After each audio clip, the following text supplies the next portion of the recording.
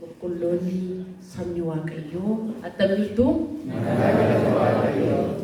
nagaa galata Waaqayyoo jedhaa ka. Itti dabalaatii nagaa galata Waaqayyoo jedha. Galanni kun eenyuuf haa ta'u? Dabalaa.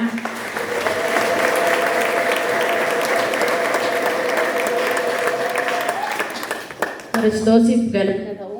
Gamaa ooleera.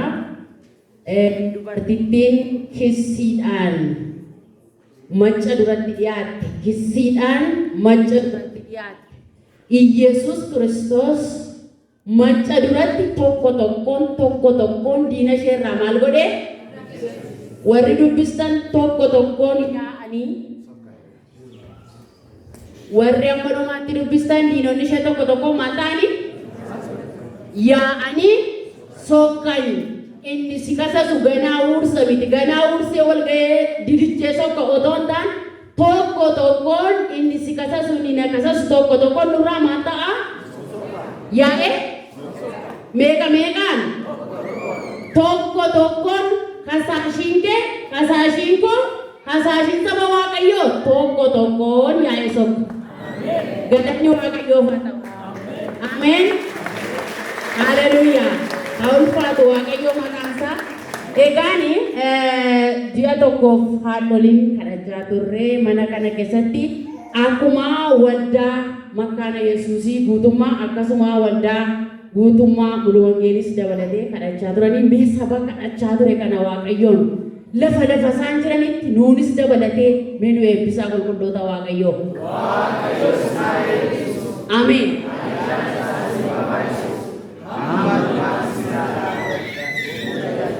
Isinaa eebbisu Waaqayyoo haa ta'u malee wanta tokkotu nu mudate. Maalidha inni isinitti fakkaata? Qaala'insa gabaa gadi nu tasgabbeessii jenneetu mata duree fudhannee Waaqayyoon kadhachaa turre. Gaafa yoomitti kan nuti itti galle? Gaafa tokkotti galle. Gaafa meeqatti kan qaala'insi gabaa dabale immoo? Galanni Waaqayyoof haa ta'u. Kan akka mudannootti fudhadheen. Mudannoodha kun. Waan Waaqayyoon nun nageenye fakkaatu joo. Hin fakkaatu otoo isin kadhatanii isinii kadhatamee bahee waa'ee dhukkubaa utuu isinii kadhatanii itti dabalee yeroo isin dhukkubu akkas hin fakkaatu. Isa keessatti garuu Isaayyaas boqonnaa 60 lakkoofsa 19 akkas jedhe. Ani baafadhaa dubbifadhaa isinitti dheeressuu koo miti dhiifama. 60 lakkoofsa 19 duwwaa. Ani Waaqayyoo ibsaa bara baraa siif nan ta'a. Ulfina kootu ifa kee ta'a malee si'achi guyyaan biiftuun halkanis ifa siif hin ta'an. Kun mudannoo keenya irratti. Wanti nuti lafa kana irratti abdannu yoo jiraate anaaf siif ifa ta'uu yookiin abdii ta'uu hin danda'u. Kan anaaf siif abdii ta'uu danda'u tokkoof tokko eenyunni isa ibsaa bara baraa nuuf qabsiise sanadha. Innis maqaan isaa goota beekamaa Iyesuus leenca Golgoota. Galanni Waaqayyoo Waaqa maccaatiif haa ta'u. Ibsaan immoo kan inni barbaachisuuf lafa kamittidha? Lafa dukkanaаттidha. Kanaaf mudannoo nutti dhufe kanarratti harki tokko nuu ibseera. Akka itti keessa nu dabarsu immoo isatu beeka. Galanni Waaqayyoof haa ta'u.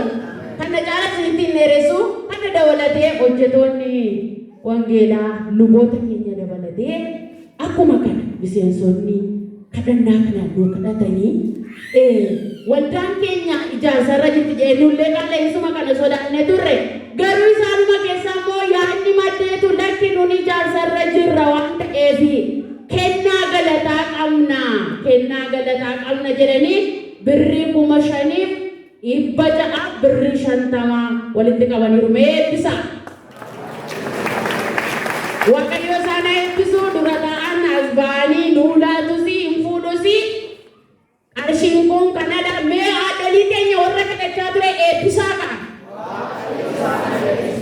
Isiniin isinaa eebbisuu dura ta'an waldaa as ba'anii na harkaa fuudhu.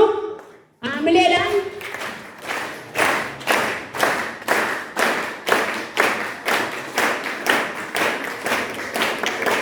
Ishiitti akkatti duulattaniitu asuma dhaabbattanii warra galatooma warra nu tajaajilaa turee fi eebbisaa obboloota keenyas akkuma kana warra galataas qopheessineerra luboota keenya gaafa cuuphaa gaafa du'a akkasuma gaafa tajaajilaa nu fuuldura dhaabbatan meeta akka eebbisaa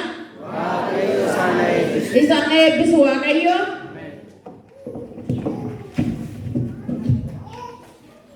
Abba keenya luba Xilahuun Urgoo amileera.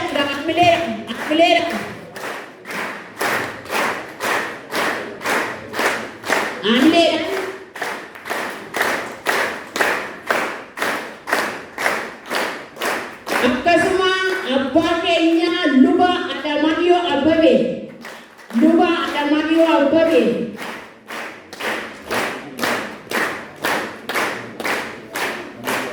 Enjira yoo ta'e amileen jiru abbaa keenya luba Amanuu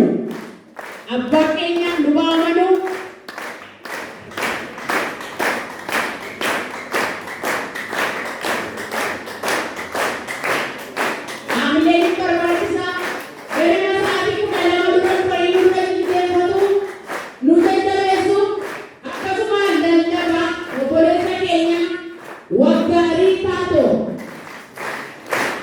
dhiirota warri manatti lafa jirtuu muumii fi sanata roobaa fayyadoo jiisan fuudhaa fi obboleessa keenya waggaarii amante hojjetaa wangeelaa waggaarii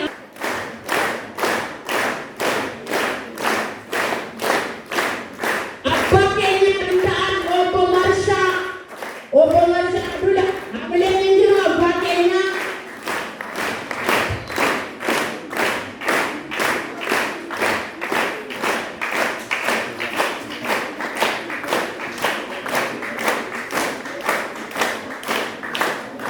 obboleessa keenya Dassaaleen Geetachoo amileen hin jiru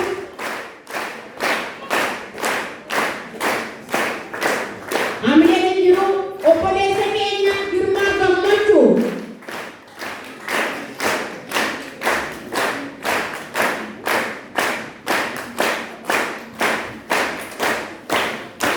obboleessa keenya Biraanuu Taatoo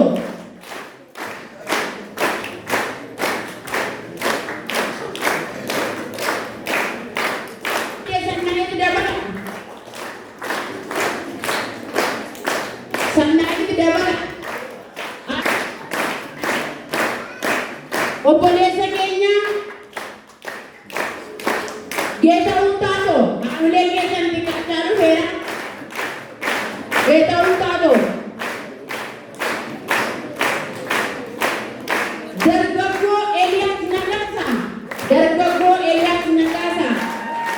dargaggoota hojiisaa waliin fuudhuu fi dhufaa jira jedhu amileedha.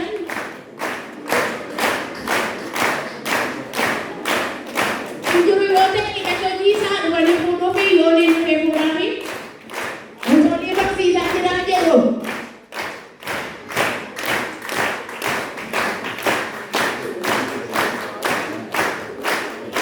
Obboleessa keenya amileedhaan iddoo isaaniitti nu geggeessaa.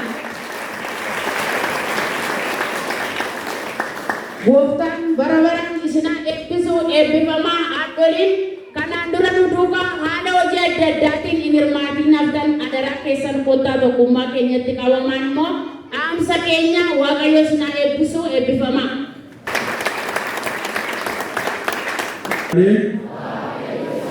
Gabaraa fiimee ammalumaatti Waaqayyo sana bu'an moota yeroo dheeraa dhugaa bifa dhiiqqii ture iddoo baay'ee tajaajileera garuu addanatti ta'e waaqeffannaanii moota addanaa argamni Waaqayyoo dhugaa bifa addaatiin lafti namaa jijjiisee sa'aatiin ishee yoo nu geessi kan jedhudha turre mee harmoota namoota 39 ol kan ta'anidha hanga dachaa turan kana mee hunduma isaanii Waaqayyo sin addisiraa maalamaa dabalaa fiimee amma mata sana dhaabuu nu hafaa jiraadha Waaqayyo dachaa sin addisi jecha amma faarfannaa sadumaa